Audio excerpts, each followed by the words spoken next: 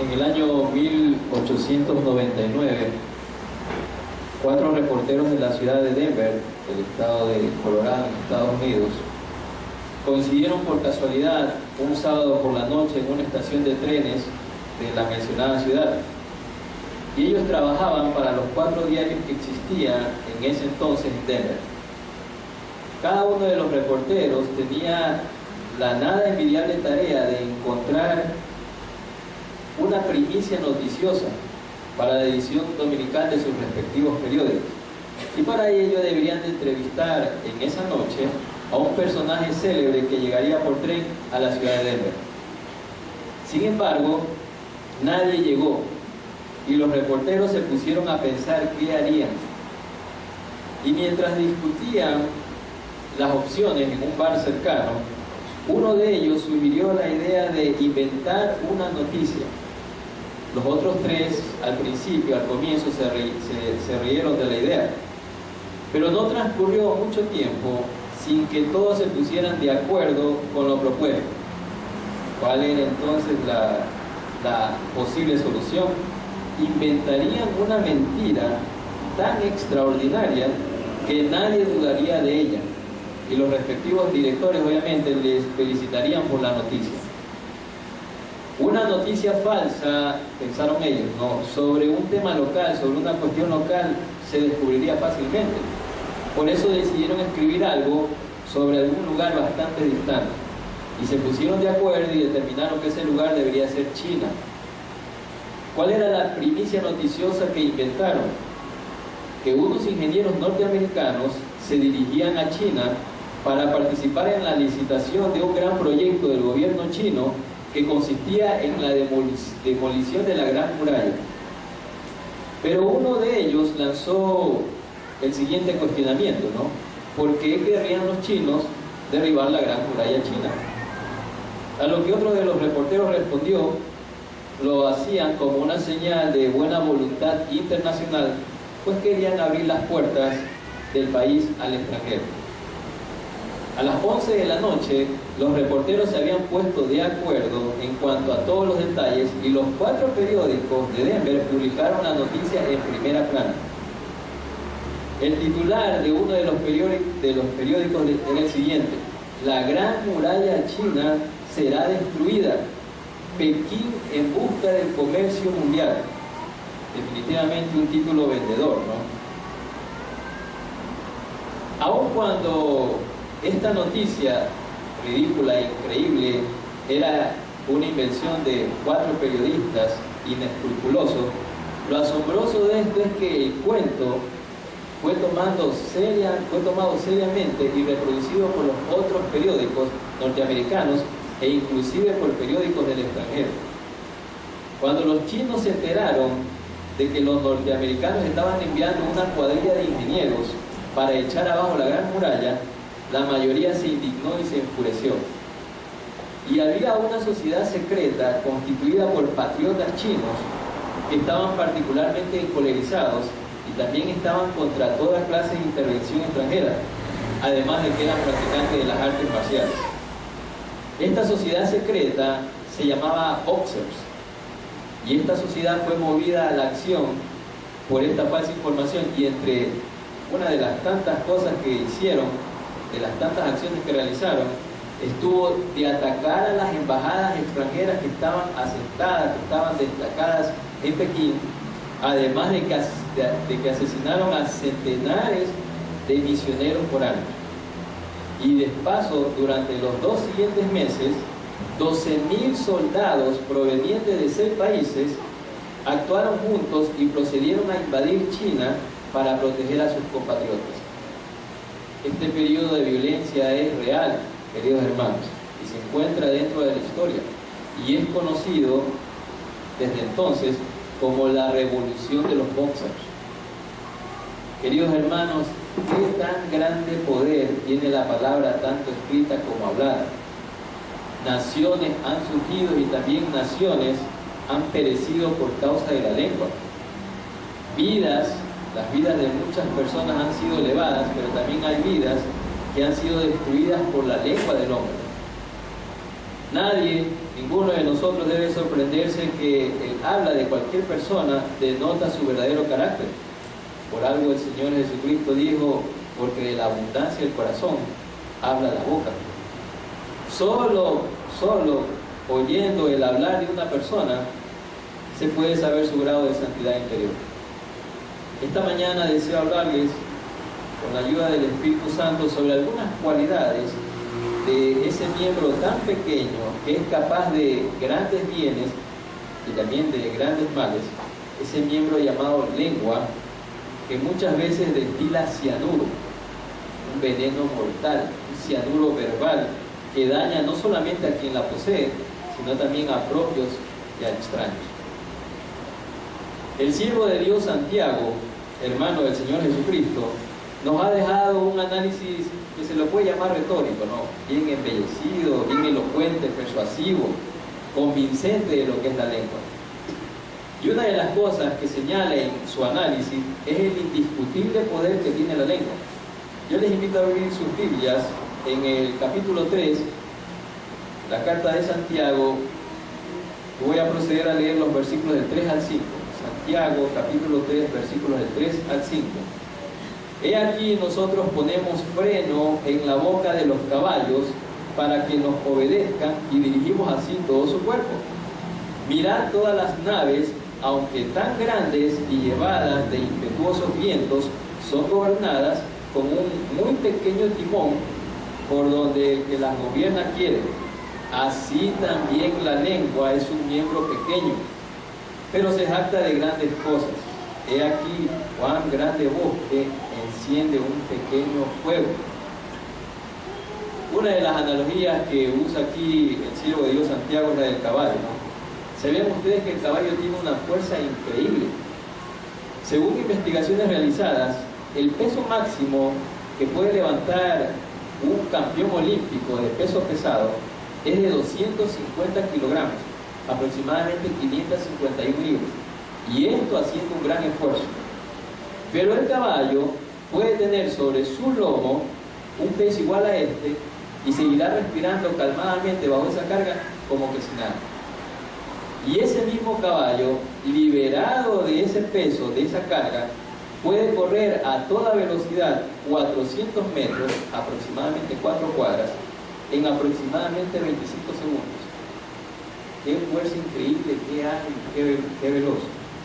Sin embargo, si al caballo se le coloca un freno en la boca y se le monta a una mujer de apenas 45 kilos, aproximadamente 100 libras, que sepa cabalgar, que sepa jinetear, podrá lograr que el caballo, literalmente hablando, baile.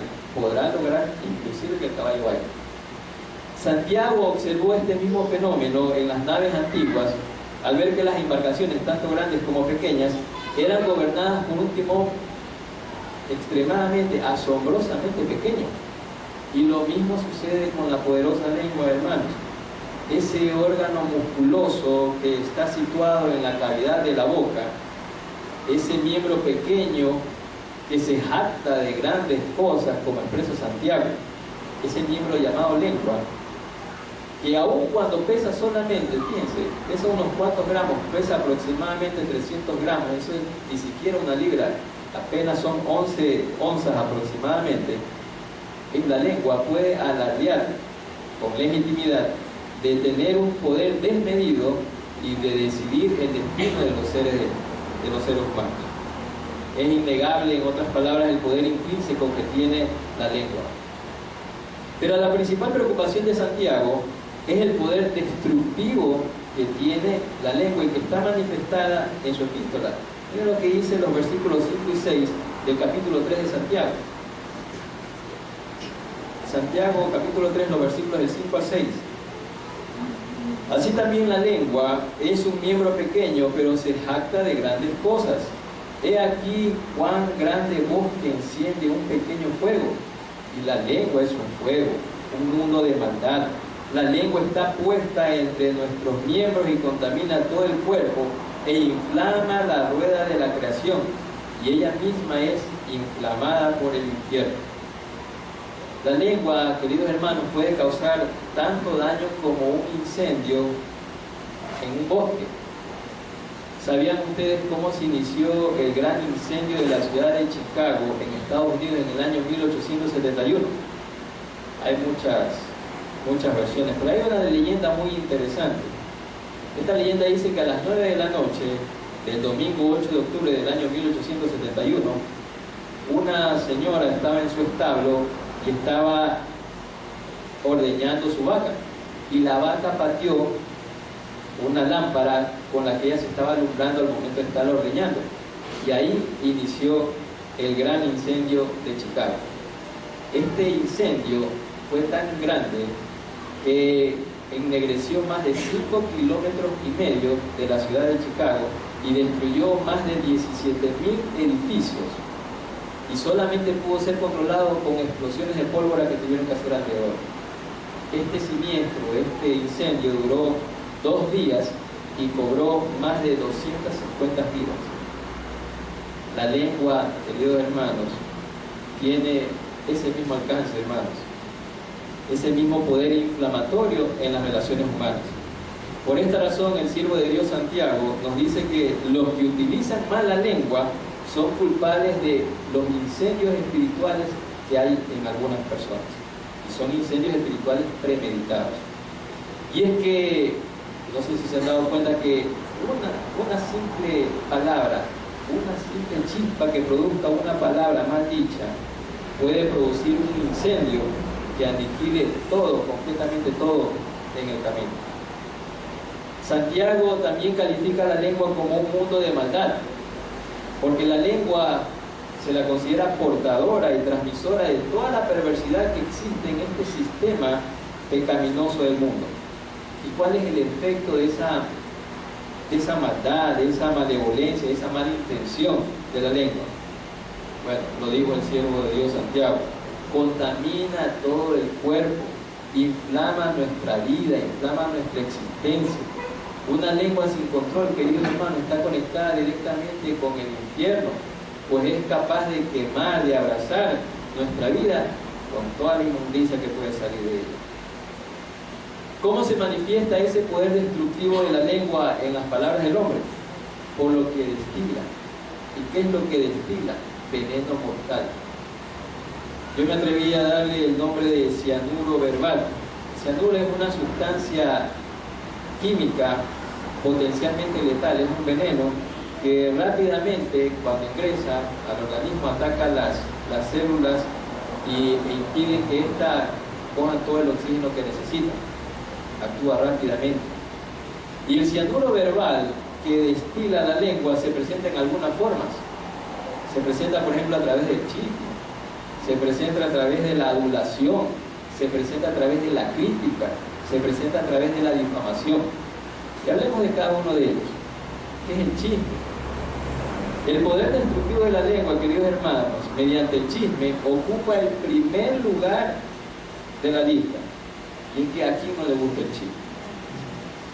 El chisme, de manera normal, es ávidamente escuchado y guardado por todo el que le escucha como una golosina deliciosa. Nos encanta el chisme. De hecho, así lo menciona Salomón. Proverbios, capítulo 18, el versículo 8. Proverbios 18, versículo 8. Dice: las palabras del chismoso son como bocados suaves y penetran hasta las entrañas. Y el chisme generalmente aparece disimulado mediante expresiones tales como: ¿te enteraste de que fulano? Ahí empieza el chisme. Otros dicen: ¿supiste que a fulano le pasó tal cosa?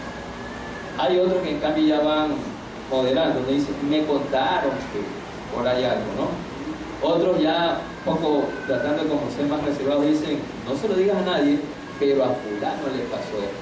¿Sí? Hay otros que dicen, no creo que sea cierto, pero oí decir tal cosa. Por último, hay otros que dicen, no debería decírtelo, pero sé que no se lo contarás a nadie, así que te lo cuento. Y lo que es peor, queridos hermanos, la racionalización más patética en los círculos cristianos, como lo expresa un cristiano cuando tiene un chisme que contar, dice, te lo cuento para que ores. Te lo cuento para que ores. ¿Cuánta piedad hay en esta frase, no? Piedad entre comillas. Veamos la adulación, que es otra de las manifestaciones de la lengua, una de esas malas manifestaciones. La adulación. El chisme, ¿qué es el chisme? El chisme implica el decir a espaldas de una persona lo que uno nunca le diría cuando lo tiene al frente. Ese es el chisme. Y en cambio la adulación significa decirle de frente a una persona lo que nunca diríamos a sus espaldas. Esa es la adulación. Y la Biblia nos pone sobre aviso una y otra vez en contra de los aduladores. Miren lo que dice Proverbios, capítulo 29, versículo 5. Proverbios 29:5 dice, el hombre que lisonjea a su prójimo, red tiene delante de sus pasos. Y veamos lo que piensa Jehová, nuestro Dios, acerca de las adoraciones. Salmo 12, los versículos del 3 al 4. Salmo 12, versículos del 3 al 4. Jehová destruirá todos los labios lisonjeros y la lengua que habla jactanciosamente. A los que me han dicho, por nuestra lengua prevaleceremos, nuestros labios son nuestros, ¿quién es Señor de nosotros? Otra de las manifestaciones de la lengua, que forman parte de ese cianuro verbal que destila, es la crítica. Criticar parece ser definitivamente un mal endémico dentro de las congregaciones cristianas, un mal habitual, permanente, constante dentro de la iglesia. Y quizás se deba a nuestra inclinación, que algunas veces tenemos, ¿no?, por la rectitud. A veces nos ponemos y queremos todo recto, ¿no? Y que muchas veces esto se puede convertir en un arrogante sentimiento de santurronería. Es decir, comenzamos a fingir ser devotos, a fingir ser muy piadosos. Es más, en muchas ocasiones justificamos, racionalizamos nuestras críticas diciendo, bueno, mi don es decir lo que pienso. Entonces comenzamos a decir millón cosas y en realidad lo que estamos haciendo es criticar y muchas veces dañando a las personas que nos escuchan. Permítame contarle algo sobre John Wesley, un teólogo cristiano británico. En cierta ocasión que Wesley predicaba, se fijó en una señora del auditorio que tenía fama de ser criticona. Y durante todo el culto, esta señora estuvo sin apartar la vista de la nueva corbata que tenía Wesley. Cuando terminó el culto, la mujer se le acercó y le dijo en forma brava y seria, ¿no?, y de una manera brusca también y severa, le dijo, señor Wesley, los lazos de su corbata son demasiado largos. Esto a mí me resulta ofensivo. Entonces Wesley preguntó si alguna de las señoras que estaban presentes tenía unas tijeras en su bolsa. Hubo una señora que tenía, y cuando recibió Wesley las tijeras, se las entregó a la persona que lo estaba censurando y le pidió que le cortara los lazos de la corbata a su gusto. Y después que la mujer los cortó bien cerca del cuello, Wesley dijo, ¿estás seguro de que ahora sí está bien la corbata? Y la señora le respondió, sí, mucho mejor. Entonces permítame las tijeras un momento, le dijo Wesley. Estoy seguro de que a usted no le molestaría que yo también le corrija a usted un poquito. Tengo que decirle, mi estimada señora, que su lengua me resulta demasiado ofensiva, porque es tan larga. Así que haga el favor de sacarla, pues me gustaría recortársela un poco.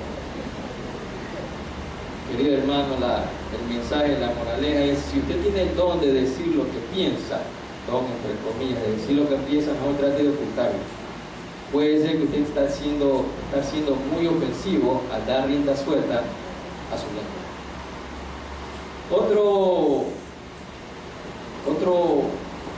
Otra manifestación de la lengua, una mala manifestación, es la difamación.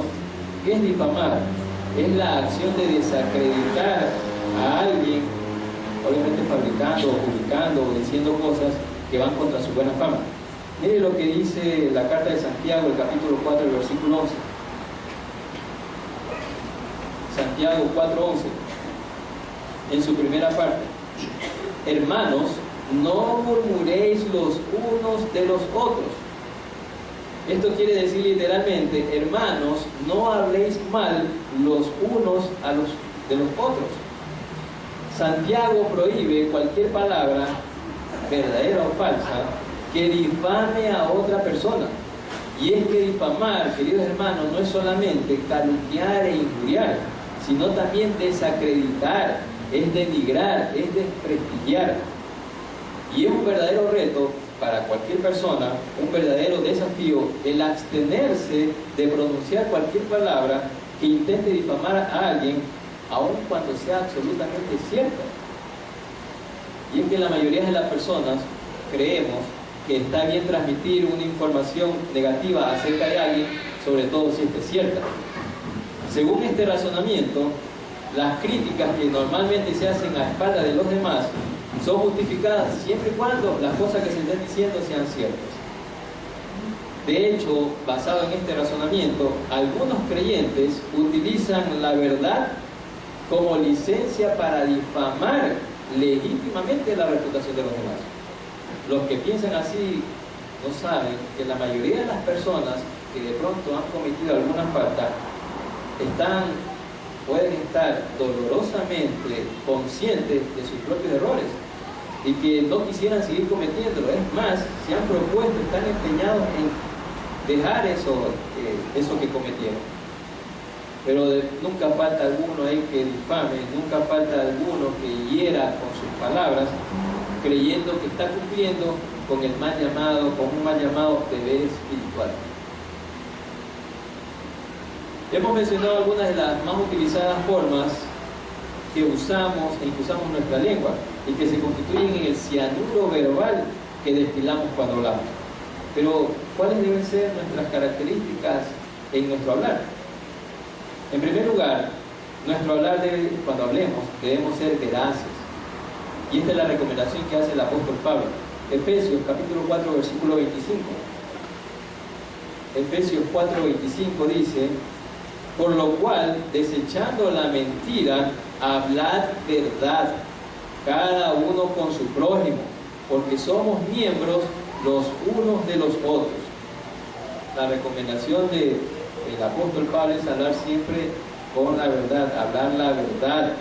Dios, queridos hermanos, no puede mentir y por ende nunca va a autorizar a nadie a hacerlo. Y eso incluye toda clase de mentiras, tales como mentirillas o mentiras piadosas o adulaciones o promesas, etcétera, etcétera, etcétera. Nosotros debemos decir siempre la verdad. Esa es una característica que debe tener nuestro hablar. ¿Qué otra característica debe tener? Nuestro hablar debe ser apropiado y debe tener valor. Miren lo que dice Efesios capítulo 4, el versículo 29. El mismo capítulo 4 que estábamos leyendo de Efesios, el versículo 29. Ninguna palabra corrompida salga de vuestra boca, sino la que sea buena para la necesaria edificación a fin de dar gracia a los oyentes. La palabra corrompida, hermanos, significa de poca calidad, inadecuada, sin valor alguno. Nuestro hablar debe ser siempre, cada vez que digamos algo, debe ser algo que edifique a los demás, que tenga valor para los demás. Deberíamos nosotros siempre caer en cuenta de lo que realmente hablamos cada vez que abrimos nuestras bocas.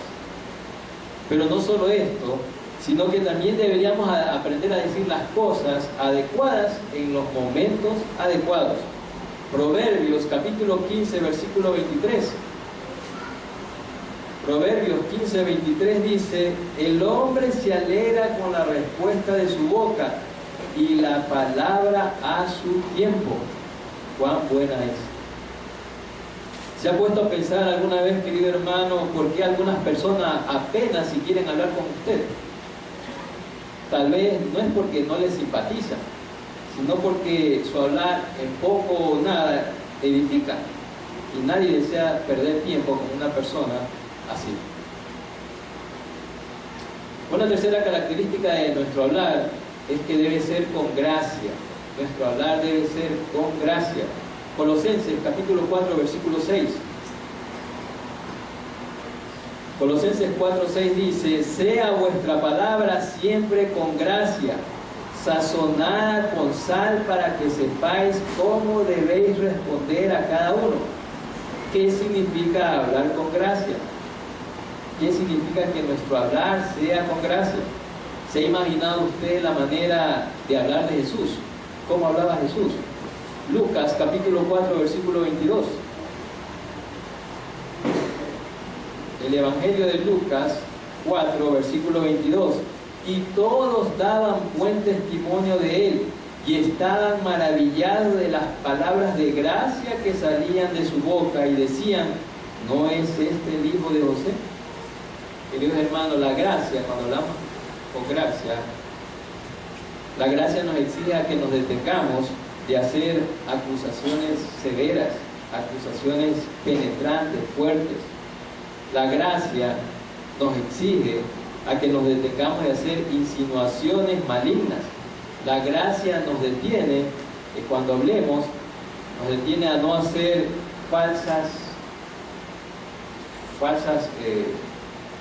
decir mentiras de las personas o decir frases sarcásticas. ¿Qué otra característica debe tener nuestro hablar? Nuestro hablar debe ser puro. Efesios capítulo 5, los versículos del 3 al 4. Efesios 5, 3 y 4. Pero fornicación y toda inmundicia o avaricia ni aun se nombre entre vosotros como conviene a santos, ni palabras deshonestas, ni necedades, ni truhanerías que no convienen, sino antes bien acciones de gracia. Hermanos, hay muchas veces que entre creyentes se pone a hablar con demasiada frecuencia y con demasiada familiaridad sobre ciertos pecados. Y cuando hablemos más libremente del pecado y de las inmoralidades, menos serios quedamos ante los demás. Damos mal testimonio. Por ejemplo, hablar con cierta familiaridad del adulterio, de los divorcios. Algunas veces llegamos a hablar con tanta familiaridad que de poco a poco comenzamos a sentir menos horror hacia esas cosas. Comenzamos como que a aceptarlas, cuando ya comenzamos a hablar tanto de este tipo de pecados. ¿Cómo también debe ser nuestro hablar? ¿Cuál debe ser una característica? Debemos evitar los juramentos en nuestro hablar. Debemos evitar hacer juramentos en nuestro hablar. Mateo capítulo 5, los versículos del 34 al 37. Mateo 5, 34 al 37. Pero yo os digo, no juréis en ninguna manera, ni por el cielo, porque es el trono de Dios, ni por la tierra, porque es el estrado de sus pies, ni por Jerusalén, porque es la ciudad del gran rey, ni por tu cabeza jurarás, porque no puedes hacer blanco o negro un solo cabello, pero sea vuestro hablar sí, sí, no, no, porque lo que es más de esto, de mal procede. La conversación de un cristiano debe ser positivamente veraz, de modo que no sea necesario confirmar esa conversación o las aseveraciones que está haciendo un cristiano con un juramento. No debe haber esa necesidad. Todos sabemos, queridos hermanos, que es malo tomar el nombre del Señor y al mismo tiempo usar malas palabras. Finalmente, otra característica que podemos decir de nuestro hablar es que nuestro hablar debe ser reverente, hermanos. Debe ser reverente, es decir, no debemos hablar en una forma irreverente, sin respeto de las cosas sagradas. Por ejemplo, no debemos hacer bromas con las Sagradas Escrituras. No debemos citar versículos de la Biblia en forma humorística. Debemos ser serios en las cosas vivientes. Queridos hermanos, hemos visto en esta mañana que la lengua, a pesar de ser tan pequeña, es inmensamente poderosa. Tanto así que nuestra lengua puede convertirse en un instrumento del infierno, como también puede ser una herramienta del cielo para bendición. ¿Qué debemos hacer nosotros? Nuestra lengua debe ser ofrecida a Dios ante su altar. Y si lo hacemos así, de seguro va a tener nuestra lengua un formidable poder para hacer el bien, para hacer las cosas que a nuestro Padre Celestial le agradan. Por ejemplo, ¿qué podemos hacer con la lengua? La lengua puede proclamar el mensaje transformador de salvación. Romanos capítulo 10, versículo 14. Romanos 10, 14 dice: ¿cómo pues invocarán a aquel en el cual no han creído? ¿Y cómo creerán en aquel de quien no han oído? ¿Y cómo oirán sin haber quien les predique? Hermanos, tenemos una lengua, usémosla para predicar el Evangelio. Tenemos el privilegio nosotros de ser embajadores de Dios. La lengua también tiene poder para santificación cuando anunciamos la palabra de Dios. Juan capítulo 17, versículo 17. Juan 17, 17 dice: santifícalos en tu verdad, tu palabra es verdad. Con los labios también nosotros podemos adorar a Dios. Hebreos capítulo 13, versículo 15. Así que ofrezcamos siempre a Dios por medio de él sacrificio de alabanza, es decir, fruto de labios que confiesan su nombre. ¿Qué debemos entonces hacer de la lengua para que sea un miembro controlado por nuestro maestro y podamos hacer todas estas cosas? En primer lugar, debemos pedirle a Dios que cauterice nuestros labios, haciendo la misma confesión que hizo Isaías. Isaías capítulo 6, versículo 5. Isaías 6, 5 dice: entonces dije, ay de mí que soy muerto, porque siendo hombre inmundo de labios y habitando en medio de un pueblo que tiene labios inmundos, han visto mis ojos al Rey Jehová de los ejércitos. Tenemos que confesar nuestros pecados, el descontrol que tenemos de nuestra lengua, el mal uso que le damos. Luego de hacer esto, debemos someternos a su santa y bendita voluntad. Miren lo que dice el versículo 8 del mismo capítulo 6 de Isaías. El versículo 8 de Isaías 6 dice: después oí la voz del Señor que decía, ¿a quién enviaré? ¿Y quién irá por nosotros? Entonces respondí, heme aquí, envíame a mí. Hay que ponernos a disposición del Señor y aceptar su bendita voluntad. Y en tercer lugar, paralelamente con los otros dos pasos que he mencionado, deberíamos orar con regularidad pidiéndole al Señor que nos ayude a darle un buen uso a nuestra lengua. Y finalmente, debemos plantearnos como propósitos firmes el disciplinar nuestra lengua. Pero ¿cómo la disciplinamos? ¿Qué tenemos que proponernos? Bueno, tenemos que proponernos hablar siempre la verdad en amor. Debemos abstenernos de ser parte o de ser canal para las murmuraciones. Debemos abstenernos de alabar, de elogiar hipócritamente. Debemos abstenernos de juzgar a los demás. Debemos abstenernos de hacer a veces humor degradante. Debemos abstenernos del sarcasmo. Recuerde, querido hermano, unas palabras del sabio Salomón, que para finalizar les pido que por favor las leamos. Está en Proverbios capítulo 13, versículo 3. Voy a proceder a leerlas. Proverbios capítulo 13, versículo 3, que dice, Proverbios 13, 3, dice: el que guarda su boca, guarda su alma, mas el que mucho abre sus labios, tendrá calamidad. Pidámosles a nuestro buen Dios que use nuestra lengua como un instrumento de bendición para su honra y para su gloria. Amén.